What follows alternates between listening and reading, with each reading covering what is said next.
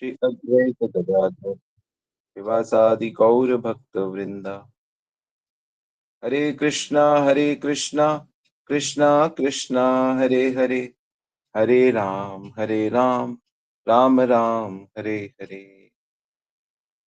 हरे कृष्णा, सभी का बहुत बहुत स्वागत है। और हम चर्चा कर रहे हैं चैतन्य महाप्रभु की शिक्षाएं। और आज एक बहुत ही महत्वपूर्ण चीज हम डिस्कस करेंगे। बेसिकली आज हम लोग समझेंगे कि अचिंत्य भेदा भेद तत्व क्या होता है। श्री चैतन्य महाप्रभु ने जो सिद्धांत हम लोगों को दिया है उसका नाम है अचिंत्य भेद अभेद तत्व। ये हमारा सिद्धांत है। तो ये सिद्धांत पहले के जो आचार्य हैं उनके सिद्धांतों से थोड़ा सा फर्क है। जैसा आप जानते हो कि हमारे भारत में बहुत सारे लोग आध्यात्मिकता का पालन करते हैं। कोई राम जी का भक्त है, कोई हनुमान जी का भक्त है, कोई शंकर जी का भक्त है, कोई कृष्ण का भक्त है, कोई विष्णु का भक्त है, कोई माता रानी का भक्त है, कोई गणपति का भक्त है, कोई साईं बाबा का भक्त है, कोई निराकार मानता है, तो कोई वैष्णो देवी, कोई देवी। गांव गांव में अलग अलग देवियां हैं। काली है, बंगाल में जैसे काली की पूजा होती है, दुर्गा की पूजा होती है। तो वो सिद्धांत क्या है? सो जो भी हम पालन करते हैं, मानते हैं, उसका एक सिद्धांत है ना। जैसे आप लोग नॉर्मल जो मनुष्य जी रहा है वो कर्म के सिद्धांत के अनुसार जी रहा है कि हम कर्म करेंगे तो हमें उसका फल मिलेगा। और उस फल से जो धन रूप में होता है, सामान रूप में होता है, हम उससे अपनी आवश्यकताएं पूरी करेंगे और आनंद उठाएंगे, आनंद प्राप्त करेंगे। तो कर्म के माध्यम से आनंद हम प्राप्त करेंगे। ये आपका सिद्धांत है। लेकिन हम सही कर्म करेंगे। कुछ कहते हैं कि भाई पैसा ही चाहिए, सही तरीके से कमाओ, गलत तरीके से मैं कमाओ, चोरी करो, घूस लो, शोषण करो, गलत सामान बेचो, ड्रग्स बेचो, तस्करी करो,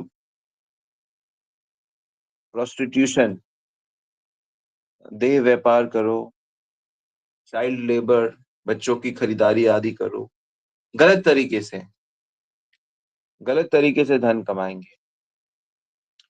वो सच झूठ कर्मों का फल आदि नहीं, वो कहते हैं भाई कैसे भी हो बस पैसा कमाओ।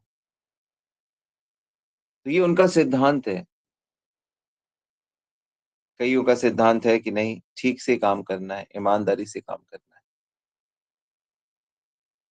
तो ऐसे ही जीवन में जो ईश्वर की भक्ति आप कर रहे हैं, जिस सिद्धांत का पालन कर रहे हैं, वो सिद्धांत का नाम तो पता होना चाहिए। वो सिद्धांत क्या है ये पता होना चाहिए। तो हमारे देश में वेदों को पालन किया जाता है। ये वेदों का स्थान है भारतवर्ष। यहाँ वेदों में जो ज्ञान दिया है उसके अनुसार जीवन जिया जाता है। अच्छा, वेदों में ना कई तरह के सिद्धांत बताए गए हैं। वेदों में तो कर्म कांड के अनुसार हर चीज के अलग अलग देवता बताए गए हैं। कर्म कांड, ज्ञान कांड के अनुसार निराकार ईश्वर की उपासना बताई गई है। और उपासना कांड में भगवान की पर्सनल भक्ति बताई गई है। तो वेदों में अगर हम देखने को चलेंगे तो बहुत कुछ दिया है। अब उसमें से हम कौन से सिद्धांत को समझ पाते हैं और उसका पालन करते हैं, ये महत्वपूर्ण है। जैसे जब गौतम बुद्ध आए, तो गौतम बुद्ध जिस समय हमारे यहाँ पे प्रकट हुए, तो उस समय वेदों को सामने रखकर बहुत ज्यादा यज्ञ होते थे और उन यज्ञों में विशेष करके हिंसा बहुत होती। कभी किसी पशु की बलि हो रही, कभी कुछ हो रहा है, कभी हिंसा बहुत हो रही है। तो बुद्ध देव प्रकट हुए और बुद्ध देव को शक्ति संपन्न करके उनके माध्यम से वेदों के में जो हिंसा बताई जा रही थी, वो हिंसा बंद करी गई। बुद्ध की जो शिक्षाएँ हैं, उन्होंने वेदों के में जो को लेकर ये जो हिंसा हो रही थी, इसको बंद करने के चक्कर में उन्होंने वेदों को ही नकार दिया। भैया वेद ही ठीक नहीं है, तो तुम उसमें जो बताया गया वो कैसे सही होगा? तो आप जब बुद्ध की शिक्षाओं को पढ़ोगे, तो वो कहते हैं कि ये सब क्या हिंसा वगैरह, जीवन जो है वो शांति का मार्ग है। हमें शांति पे चलना है और ईश्वर वगैरह कुछ होता नहीं है। ये बस प्रकट है और इसमें हमें एक शांति के रास्ते को चुन लेना है। इसलिए हमें अपने बड़े नियमों से चलना है। हर चीज़ को हर चीज़ में बैलेंस करने की बात बुद्धिज़्म करता है। खाना खाने में दया होनी चाहिए, व्यवहार में, काम में। इससे क्या होगा, इससे एक विशेष स्थिति में आप पहुँच जाओगे जिसको निर्वाण कहते हैं। जो करीब-करीब मोक्ष के जैसा ही है। निर्वाण पद की प्राप्ति करनी है, लेकिन ईश्वर की प्राप्ति नहीं है उसमें। तो ऐसे ही जब-जब किसी चीज़ का दुरुपयोग होता है, तो उसके विरुद्ध में नए-नए सिद्धांत आते ही रहते हैं। जैसे जब राजा लोग राजशाही चलती थी और राजा लोग बहुत अत्याचारी हो जाते थे प्रजा के प्रति, तो उसके विरोध में धीरे-धीरे ये अ, डेमोक्रेसी आई, प्रजातंत्र आया, कम्युनिज़्म आया, समाजवाद आया और इस तरह से अलग-अलग सिद्धांत प्रकट हुए जगत में और उन सिद्धांतों को पकड़ते हुए लोग देश चला रहे हैं, सरकारें चला रहे हैं। तो बिना सिद्धांत के जीवन होता नहीं है। हर व्यक्ति का जो जीवन है, वो सिद्धांत पर ही आधारित है। तो हम लोग भगवान की भक्ति कर रहे हैं और हमारे लिए ये बहुत ज़रूरी है जानना कि हम किस सिद्धांत को पालन कर रहे हैं और क्यों इस सिद्धांत को हम पालन कर रहे हैं। तो बुद्ध देव ने आकर वेदों को बंद करा दिया और सारे जगत को बुद्ध की शिक्षाओं से जोड़ दिया, जो कई 100-200 सालों तक उसका बोलबाला रहा। आपको पता है कि चंद्रगुप्त मौर्य के बाद उस समय तो वेदों का पालन होता था, उसके बेटे बिंदुसार और अशोक जब राजा बने तो उन्होंने बुद्ध के रास्ते को अपना लिया था। और क्योंकि उन्होंने बहुत हिंसा करी थी, कलिंग में उड़ीसा के आपको पता ही इतिहास में आपने पढ़ा होगा, इतनी ज़्यादा हिंसा हुई थी कि उसको देखकर बुद्ध अशोक बहुत घबरा गए थे कि मैंने ये इतनी कैसे हिंसा कर दी, लाखों बच्चों को, स्त्रियों को, लोगों को उन्होंने मार दिया था। फिर उसके बाद वो शांति ढूँढना चाहते थे और फिर उनको उस समय बुद्धिज़्म बहुत पॉपुलर था। तो जो भी चीज़ पॉपुलर होता है जनरली लोग उसको स्वीकार करते हैं, तो उन्होंने उसको स्वीकार कर लिया। जैसे समय बीतता गया ऐसे अलग-अलग सिद्धांत चले, फिर 1000 साल पहले आज से शंकराचार्य जी प्रकट हुए। तो शंकराचार्य ने अपने ज्ञान से, अपनी ताकत से वेदों को दोबारा से खुलवा दिया और बुद्धिज़्म, जैनिज़्म को है वो भारत से धकेल के बाहर कर दिया। मतलब ज़्यादातर उसके जो फॉलोवर्स हैं तो ये जो दूसरे देश हैं बर्मा, म्यांमार और चाइना और जापान और ये सब जो दूसरे-दूसरे देश हैं, आदि यहाँ पे ज़्यादा बुद्ध के फॉलोवर्स अब मिलते हैं। जबकि वो पैदा भारत में हुआ, गया में बोध गया आपको पता ही है। तो शंकराचार्य जी ने जो सिद्धांत रखा, उस सिद्धांत का नाम था अद्वैतवाद और ये सिद्धांत क्या कहता है? ये सिद्धांत कहता है कि भगवान जो है ना, वो कोई पर्सनैलिटी नहीं है। भगवान एक निराकार तत्व हैं और सब कुछ उन्हीं का रूप है। यहाँ तक कि आप भी, मैं भी, पशु, पक्षी, जानवर सब। तो श उनके अनुसार आत्मा शरीर धारण ज़रूर करती है, अलग-अलग योनियों में जाती है, मानव योनि में आती है, सब बिल्कुल वैसे ही जैसा वेदों में बताया गया है। लेकिन वो अल्टीमेट रियलिटी ब्रह्म को मानते हैं। ब्रह्म मतलब एवरीथिंग इज़ गॉड। तो परफेक्शन क्या है? तो परफेक्शन ये है कि हमें संसार की हर चीज़ से वैराग्य प्राप्त करना है और अपनी चेतना को उस परम चेतना में मिला देना है, जिससे हमें मोक्ष की प्राप्ति हो जाएगी, इसको ब्रह्म सायुज्य कहते हैं। तो ये सिद्धांत शंकराचार्य जी ने शुरू किया, जिसको क्या कहते हैं? क्या नाम बताया मैंने इस सिद्धांत का? कौन बताएगा मैसेज में?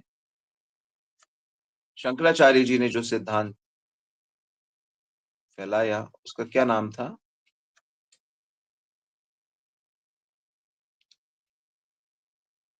जी, बिल्कुल ठीक, अद्वैतवाद। अद्वैत, अद्वैत, वो एक ही है, दूसरा नहीं है। द्वैत नहीं है उसमें, 2 नहीं है उसमें। बहुत अच्छा, 2 नहीं है वो, सब कुछ एक है। चाहे हम हमारी आत्मा हो, चाहे शरीर हो, चाहे मन हो, चाहे आकाश हो, भूमि हो, पानी, सब एक ही है वो। तो फिर हम लोगों को अ, मनुष्य जो हमारी पर्सनैलिटी है वो क्या है? बोलते हैं वो माया से कवर हो गया है ना आपका, इसलिए आप अपने को भगवान से अलग देखते हो। तो इस सिद्धांत में ये ज्ञान का रास्ता है, इसमें भक्ति वगैरह नहीं है। वो ये मानते हैं कि भगवान अवतार लेके आते हैं, राम, कृष्ण, ये सब अवतार हैं भगवान। वो मानते हैं, लेकिन किसके अवतार हैं? ब्रह्म के अवतार हैं। और फिर एक दिन इनको भी अपना शरीर छोड़ना पड़ता है और इनकी आत्मा फिर से वापस ब्रह्म में लीन हो जाती है। तो ये इसको मानते हैं। और जितने भी देवी-देवता हैं वो सब आते हैं और जाते हैं। ये इनका सिद्धांत है। इस सिद्धांत में गड़बड़ी क्या है? तो हम क्यों इस सिद्धांत का पालन नहीं करते? तो हम इस सिद्धांत का पालन इसलिए नहीं करते कि इस सिद्धांत में भगवान की पर्सनैलिटी परमानेंट नहीं है। जैसे राम, कृष्ण, विष्णु, इनकी जो पर्सनैलिटी है ना, व्यक्तित्व, ये परमानेंट नहीं है। वो कह रहे हैं एक दिन ये भी खत्म होगा। तो यानी जब वो एक दिन खत्म होगा, तो हम उनके साथ जो रिश्ता रखेंगे, वो भी खत्म हो जाएगा। तो भगवान के साथ जो रिश्ता है वो परमानेंट नहीं होगा। तो इसलिए ये सिद्धांत भक्ति के लिए ठीक नहीं है। तो जो भी व्यक्ति ईश्वर को निराकार मानता है, वो भक्ति नहीं कर सकता। तो इसलिए उसके बाद जो आचार्य आए, मध्वाचार्य आए, तो मध्वाचार्य ने उन्हीं वेदों से, उन्हीं शास्त्रों से इस अद शंकराचार्य के सिद्धांत को काट दिया और उन्होंने द्वैतवाद सामने रखा। द्वैतवाद। उन्होंने कहा ना, ना, एक नहीं है, हम 2 हैं। मतलब बोले एक वो ब्रह्म है, वो ईश्वर है एक, लेकिन हम उसके अंश हैं, हम 2 हैं और हम हमेशा उससे अलग रहते हैं और वो हमसे अलग रहता है, हमारा संबंध है। तो इसको, इस सिद्धांत को बीच में रखते हुए और ये क्या है, जगत क्या है, माया क्या है? बोला वो उस उसकी शक्ति है।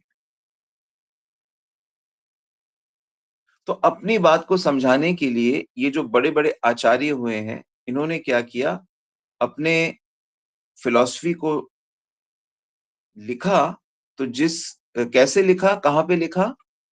तो व्यासदेव ने एक ग्रंथ लिखा है जिसको कहते हैं वेदांत सूत्र। वेदांत सूत्र। तो वेदांत सूत्र व्यासदेव जी ने लिखा है और उस वेदांत सूत्र की व्याख्या करके इन आचार्यों ने अपने मत को सामने रखा। तो उस वेदांत सूत्र की पहली बार व्याख्या किसने करी? शंकराचार्य जी ने की। और शंकराचार्य जी कह रहे हैं कि ईश्वर निराकार है, हमको निराकार में ही मिल रहा है। और इस शंकराचार्य के सिद्धांत का एक और नाम हम लोग कहते हैं मायावाद। आप लोग इसको याद रखना, अद्वैतवाद या फिर मायावाद। ठीक है।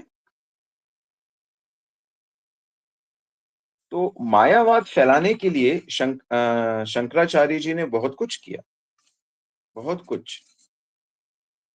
क्या किया? पहले तो इन्होंने क्या किया कि अपनी बात को प्रूफ करने के लिए वेद जो है ना, वेदों का जो महावाक्य है,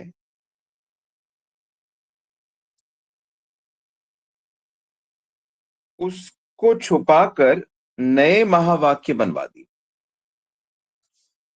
वेदों के महावाक्य कौन कौन से महावाक्य बना दिए? वेदों से निकालकर कौन कौन से? अहम ब्रह्मास्मि, मतलब मैं ही ब्रह्म हूं। प्रज्ञानम ब्रह्म, ज्ञान ही ब्रह्म है। तत्वमसि, तुम ही ब्रह्म हो। एकम एवा द्वितीयोयम, एक के अलावा दूसरा कोई है नहीं। ये चार महावाक्य बना दिए। जबकि महावाक्य वेदों का क्या है? ओमकार। ओमकार जो प्रणव है ना, प्रणव, ओम का एक और नाम है प्रणव। प्रणव सर्व वेदेशु शब्दम के पौरुषम निषु, कृष्ण गीता में कहते हैं वेद्यम पवित्र ओमकारा, कि मैं वेदों में ओम हूं। तो ओम श्री कृष्ण का ही एक नाम है। और आचार्य लोग इस ओम को ही वेदों का महावाक्य मानते हैं, वेदों का आदि बीज मानते हैं। प्रणव, प्रणव का अर्थ होता है प्र, मतलब प्र प्लस नु, प्र प्लस नु प्लस अन, प्रणव। तो प्रणव का अर्थ होता है, प्रून का अर्थ होता है स्तुति करना, प्रार्थना करना। तो किससे प्रार्थना करना? भगवान से प्रार्थना करना।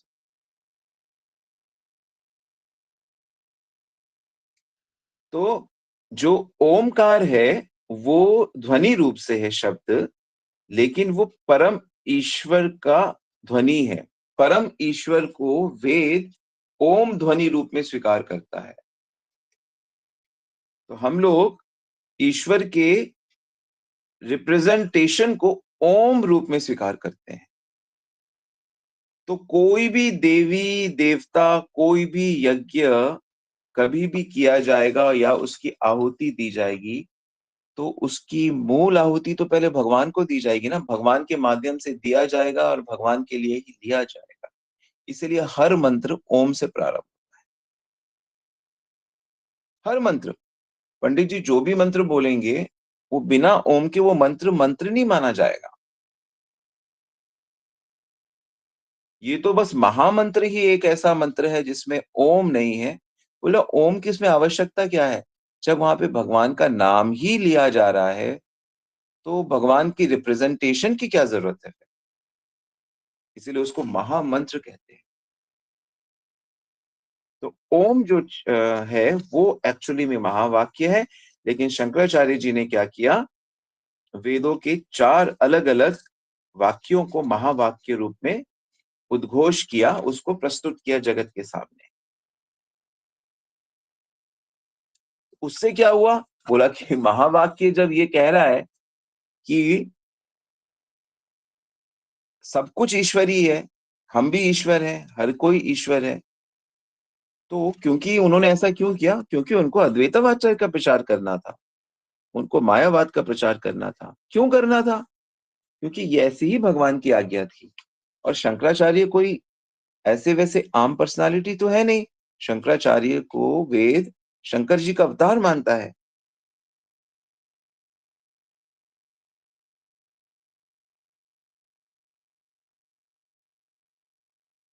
तो अगर वो ओम को ओम को महावाक्य के रूप में स्वीकार कर लेते शंकराचार्य जी, तो ओम तो भक्ति की तरफ ले जाता, वो तो शुद्ध भक्ति की तरफ ले जाता। और शुद्ध भक्ति की तरफ ले जाता तो वो जो काम करने के लिए आए थे वो काम पूरा नहीं होता। इसलिए उन्होंने बड़ी सावधानी से, बड़ी चतुरता से इन चीज़ को बायपास कर दिया और भक्ति के जो शुद्ध ग्रंथ हैं, भक्ति का जो सबसे बड़ा ग्रंथ कौन-सा है? भागवत पुराण। तो शंकराचार्य जी ने अनेक टीका-टिप्पणियाँ लिखी, लेकिन भागवत पुराण को उन्होंने छुआ नहीं।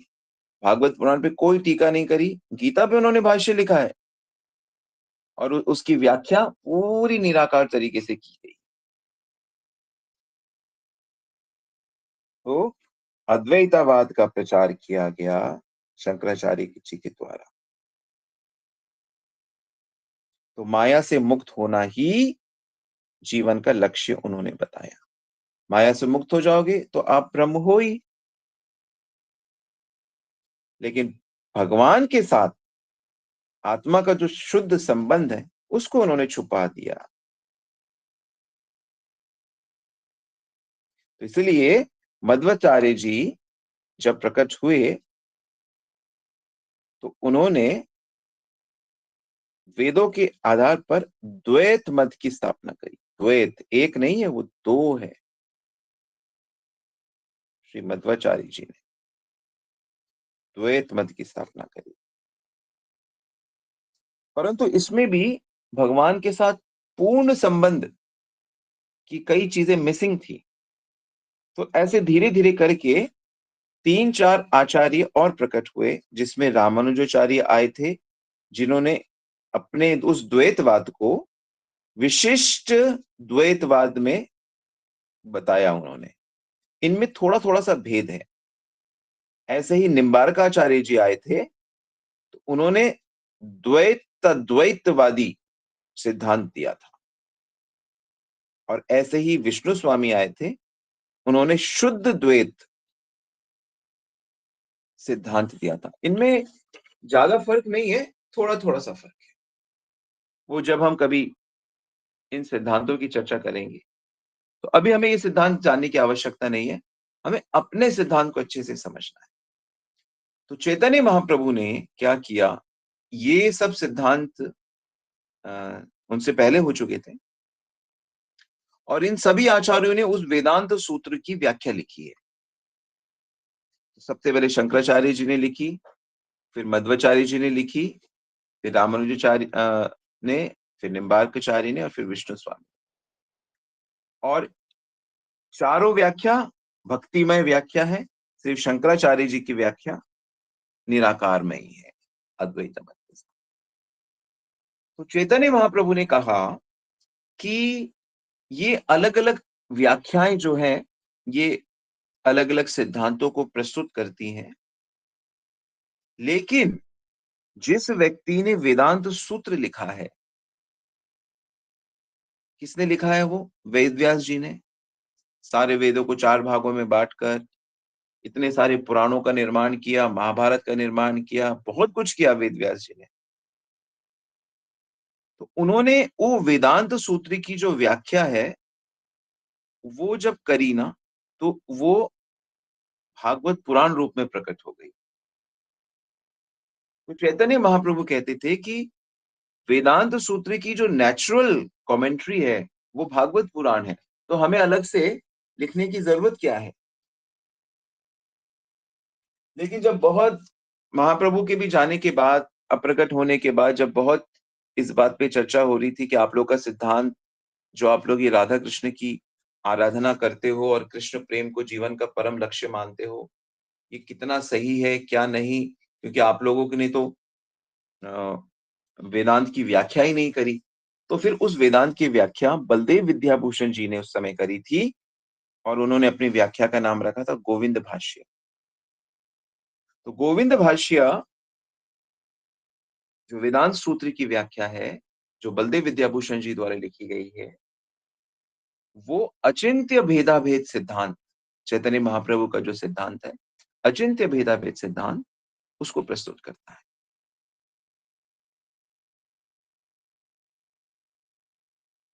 अचिंत्य भेदाभेद सिद्धांत क्या होता है? मैं आपको सिर्फ 1-2 लाइन में बताता हूँ, फिर हम इसकी बाद में चर्चा करेंगे। ये सिद्धांत ये कहता है कि जो भगवान होते हैं, वो उनके पास अचिंत्य शक्ति होती है। मतलब उसको किसी भी तरीके से उसको मेजर नहीं किया जा सकता। तो भगवान परम चेतन होते हैं, पर क्योंकि वो अचिंत्य है, इसलिए उन्हीं से माया भी प्रकट होती है, जो बिल्कुल जड़ है। क्योंकि बहुत से लोग कहते हैं कि कैसे संभव है कि जो चेतन चीज है उससे जड़ चीज कैसे प्रकट हो सकती है। तो आचार्य कहते हैं कि भाई भगवान की तो अचिंत्य शक्ति है, वो तो कुछ भी कर सकते हैं। वो तो चेतन को जड़ बना सकते हैं, जड़ को चेतन कर सकते हैं। और उनसे ही हम सब चेतन तत्व प्रकट हुए हैं। तो हम में और भगवान में सेम क्वालिटी है, लेकिन हमारा मात्रा फर्क है। तो भगवान से जगत प्रकट हुआ, माया प्रकट हुई, ये जो जड़ जगत प्रकट हुआ। तो भगवान और भगवान की शक्ति एक होते हैं, तो माया में भी भगवान का वास होता है। मतलब कण कण में भगवान का वास होता है। तो अचिंत्य भेदाभेद का मतलब होता है कि भगवान अपनी शक्ति से एक भी है और अलग भी है। भगवान अपने जीवों से, हम लोगों से एक भी है और अलग भी है। भगवान अपने जड़ जगत से एक भी है और अलग भी है। भगवान अपने अवतारों से, भगवान ने अनगिनत अवतार लिए हैं ना। स्वांश मैंने बताया था ना, स्वांश। तो भगवान अपने अवतारों से एक भी है और अलग भी है। जैसे राम और कृष्ण है, जैसे राम कृष्ण और विष्णु है। तो कृष्णा विष्णु भी है, लेकिन उनसे अलग भी है। कृष्ण राम भी है और उनसे अलग भी है। कृष्ण शंकर भी है और उनसे अलग भी है। तो एक ही कैसे बताया जा रहा है कि वो चीज उससे एक भी है और अलग भी है। तो ये क्या बात हुई, दो उल्टी बातें एक साथ बताई जा रही है। इसीलिए इसका नाम अचिंत्य रखा गया है। अचिंत्य भेद और अभेद। भेद का मतलब डिफरेंस है और अभेद का मतलब डिफरेंस नहीं है। तो हर चीज को हम ऐसे ही देखते हैं कि ये जगत भगवान का रूप भी है, लेकिन फिर भी भगवान अपने इस जगत से अलग है। नहीं तो कोई मान लो व्यक्ति कुछ यूरिन कर रहा है किसी जमीन पे, तो कोई कह सकता है कि अरे तुम कैसे कर रहे हो, ये तो भगवान का ही स्वरूप है। तो एक दृष्टि से बात सही है कि जगत भगवान का स्वरूप है। हर गंदी से गंदी चीज भी भगवान का स्वरूप है। मल मूत्र में भी भगवान का वास होता है, लेकिन भगवान का वास वहां शक्ति रूप से होता है। तो शक्ति रूप से भगवान उसमें है भी और उसमें भगवान नहीं भी। तो जैसे जैसे आप लोग भक्ति में आगे बढ़ोगे, वैसे वैसे ये चीजें बहुत स्पष्ट होती जाएंगी और बहुत अच्छे से समझ में आएंगी। मुझे आशा है कि मैंने सरल शब्दों में इसे समझाने की कोशिश की है, जो आपको अवश्य ही समझ आया होगा। समझ आया तो बताइए, या फिर हम दोबारा से बताएंगे।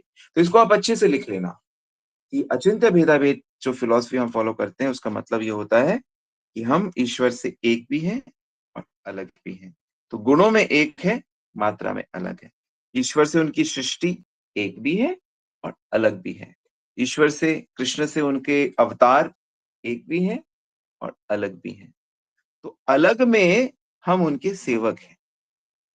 सृष्टि उनके सेवक है, अवतार भी उनके सेवक है, सब कुछ उनके सेवक है। और यही जो संबंध है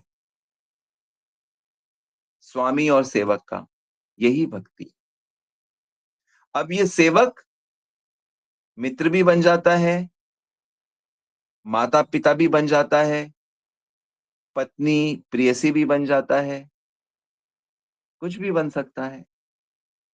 बने चाहे वो बड़ा या छोटा या कुछ, लेकिन वो रहता सेवक ही है। चाहे लक्ष्मण बन जाओ छोटे भाई, या बलराम बन जाओ बड़े भाई, लेकिन वो करते सेवा ही है कन्हैया की। वो भाव नहीं बदलता। तो चाहे यशोदा बड़ी बन जाए, चाहे कोई जीव बेटी बन जाए, तो भी सेवा का ही भाव रहता है। सेवा का भाव ही प्रेम होता है। तो ये जो संबंध है भगवान के साथ नित्य, नित्य, ये भक्ति का मूल आधार है। जो संबंधी नहीं है और नित्य नहीं है, तो भक्ति कैसी पूरी हुई? वो नित्य आनंद कैसे देगी? जो वस्तु सदा को नहीं रहेगी, अगर भगवान की पर्सनालिटी सदा को नहीं रहेगी, वो कह रहे हैं कि एक टाइम पे आके वो निराकार बन जाएगी, या एक टाइम पे आके हम लोग नहीं रहेंगे, पर हम आत्मा रूप से जो हमारी असली पर्सनालिटी, हम तो अंदर में छुपे हैं ना, तो उस पर्सनालिटी का, हमारे सच्चिदानंद स्वरूप का श्री कृष्ण के साथ जो नित्य संबंध जैसे स्थापित होगा, वो परमानेंट होता है। वो जन्म मृत्यु उसको छू नहीं पाती। वही वैष्णव आचार्य कह रहे हैं कि भक्ति करके उसको प्राप्त कर लेना है, उस प्रेम को प्राप्त कर लेना है। वो प्रेम प्राप्त होने से वो स्वरूप प्रकट हो जाता है। ये है अचिंत्य भेदाभेद सिद्धांत। इसकी और चर्चा करेंगे कल। हरे कृष्णा। श्रील प्रभुपाद की जय, गुरु महाराज की जय। कोई प्रश्न है तो आप पूछ सकते हैं।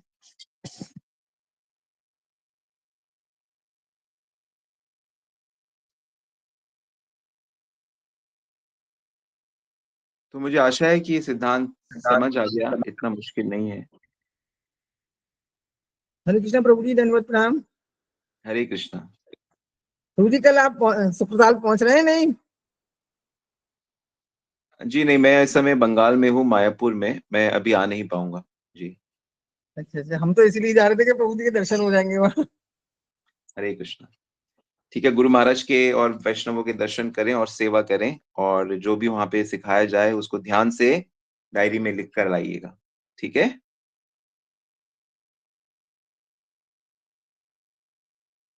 ओके, यहाँ पे पूछा जा रहा है शंकराचार्य जी की सिद्धांत का ड्रॉबैक क्या है। सबसे बड़ा ड्रॉबैक तो यही है कि वो भगवान की पर्सनालिटी को डिवाइन नहीं मानते। वो कहते हैं भगवान भी जो अवतार लेके आते हैं, उनका शरीर भी यही हमारे शरीर जैसा ही होता है। तो इसलिए उनको जन्म लेना पड़ता है, उनको मरना पड़ता है, शरीर छोड़ना पड़ता है। तो हम इस सिद्धांत को नहीं मानते कि भगवान का शरीर भी माया से बना है। इसीलिए उनके सिद्धांत को मायावाद कहा जाता है, कि वो भगवान की बॉडी को भी माया का मानते हैं, और परमानेंट रिलेशन की वो बात नहीं करते। और मोक्ष प्राप्त हो जाएगा, ये अल्टीमेट लक्ष्य है। तो मोक्ष प्राप्त हो जाएगा तो भगवान का सेवा लुप्त हो गया। भगवान की जो नित्य सेवा है, हमारा जो भगवान के साथ नित्य सेवा, वो तो खत्म ही हो गया। वो तो कह रहे हैं कि बस निराकार आनंद में रहो। तो भक्त तो ये नहीं चाहता। ये ड्रॉबैक्स हैं इनकी फिलॉसफी। और भी बहुत सारे टेक्निकल फ्लॉज हैं जो हम आगे कभी डिस्कस करेंगे। बहुत से फ्लॉज हैं। यही सब उन आचार्यों ने अपने अपने जो वैष्णव आचार्यों ने जो टीकाएं लिखी हैं, उसमें यही सब गिनाई है। अधिक जानना चाहते हो तो आप गोविंद भाष्य ले सकते हो। गोविंद भाष्य बलदेव विद्याभूषण जी का, और इसे धीरे धीरे पढ़ सकते हो। भगवान शंकराचार्य शिव जी के अवतार हैं, उनसे गलती नहीं हुई है। भगवान का उनको ऑर्डर था कि आप इस सिद्धांत को फैलाओ, क्योंकि वेदों वेदों को वेदों को बंद करना है, सॉरी ओपन करना है। तो वेदों को ओपन करना, तो कोई एक सिद्धांत से उसको बैकअप देना पड़ेगा। शिव जी से गलती नहीं हुई है। शंकराचार्य का जीवन अगर हम देखेंगे तो वो खुद तो भगवान की भक्ति कर रहे हैं अपने पर्सनल लेवल पे। भज गोविंदम जो गीत है, उन्होंने ही तो बनाया है। वो पर्सनल लेवल पे भगवान की भक्ति कर रहे हैं, लेकिन पब्लिक लेवल पे उन्होंने इस सिद्धांत का प्रोपोगेट किया है।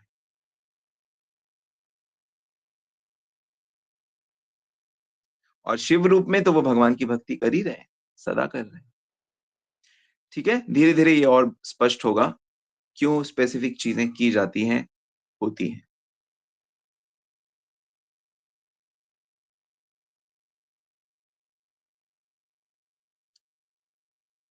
ओके, यहाँ प्रश्न है, प्रभु जी मैं भी मायापुर जा रही हूँ, क्या मैं आपसे मिल सकती हूँ? हाँ, आप मुझे मेरा मोबाइल नंबर से मुझे मैसेज कर दीजिएगा और मैं कोशिश करूँगा आपसे मिल लूँ।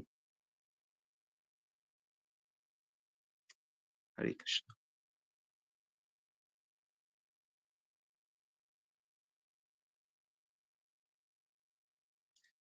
सो मंदिर में मिल सकते हैं। जी।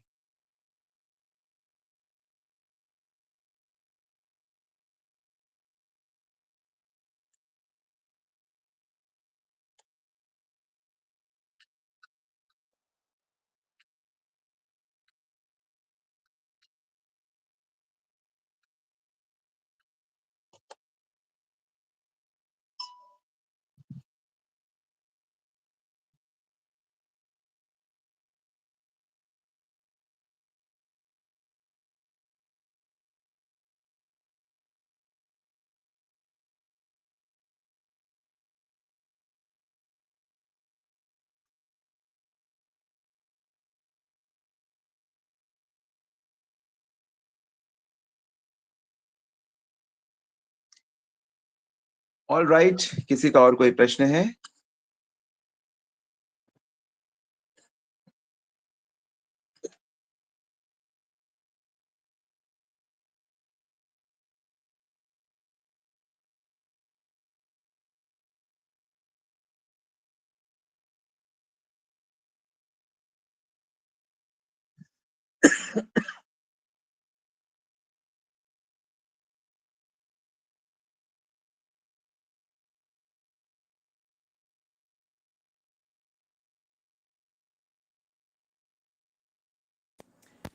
वाञ्छाकल्पितरुभ्यश्च कृपा सिन्धुभ्य एव च पतितनां पावनेभ्यो वैष्णवेभ्यो नमो नमः। जगत गुरु श्री प्रभुपाद की जय, गुरु महाराज की जय।